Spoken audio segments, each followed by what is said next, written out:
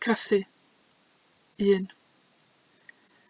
Crea fi mewn geiriau, ac mi ffarweliwn a brawddegau blin. Gwaed a phoer a halen a mwdiach telenegol sydd ei angen ar y ddaear. Mewn cawod oer ac mewn dadmer, ffarweliwn ar barig. Dyma ddihareb y gwanwyn. Saib. Mae milltirodd o lybrau gwyllt i'n harwain drwy fylchau'r cof. A dyna ni. Mae'r sawl sy'n dod yn dychwelyd hefyd. 2.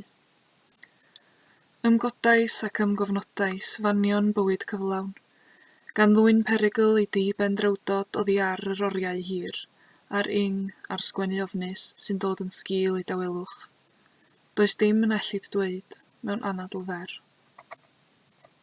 3. Does dim elyrch, a chyda troad arferol rhod y gaeaf, wrth grwydro, lledad y fysedd a mesura'r grib, y gwpaon a ddymchwelwyd mewn llywchfeidd. Does dim elyrch ymysg y meirw. Mae'r gwynt yn gwthio alaw trwy gorn gwddw, ac fe fydd iaith yn codi eto, yn cocio bod yn ddynol, yn sglyfaeth. A bydd popeth prin, popeth sydd angen gwarchod, pob rhan yn gofyn gofal. A dim ond sibrydion am ffawd y plyfiach gwyn yn y cwpwrdd. 4. Ar flaen tafod, mae syniadau'n toddi i dawelwch Babilonaidd. Os oes gen ti frawd yn y ffydd, o hyd yn suddo mewn i'r clai a thylino, frawd, tydi hyd yn oed y beirdd gorau yn ein mysg ddim yn dianc. Mae'n nhw'n dweud fod Neriwda wedi eistedd ar gwch ar afon Tigris, nid nepell o Fagdad, ar fore glyb. Mae'n llifo drwy ddwylo'r merched, dwylo tylino, ac mae'n llenwi rhycher tanciau yn y tywod gyda galew rhosod o hen ffiolau. Tybed sut nes chwalwyd hwy. Mae'n wlyb o hyd, yn bwrw, ac rwy'n holi bardd y glaw, Badr Shakir al-Sayab, ei enw'n bygwth llithro oddi ar y papur tamp. Rwy'n ei holi am Neruda, ei gydymaeth dros sawl cyfandir.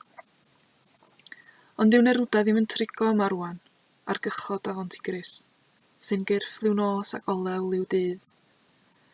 Tu ôl i'r tŷ mae gardd o lysiau'r gaeaf, yn dechrau sôn am y gwanwyn. A byw mae Neruda, ond mae'r cychod yn aniddig, yn gwrthod gorffwys yn y nos.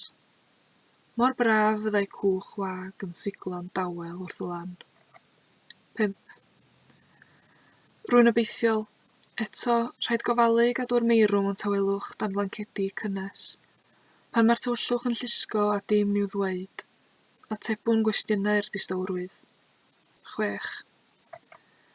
Cariasom goed i'r mynydd, lwyth ar ôl llwyth, a breichiau llydan yn derbyn ein beichiau. Wrth ychwelyd, mae eira'n syrthio hyd am linell wen y tir.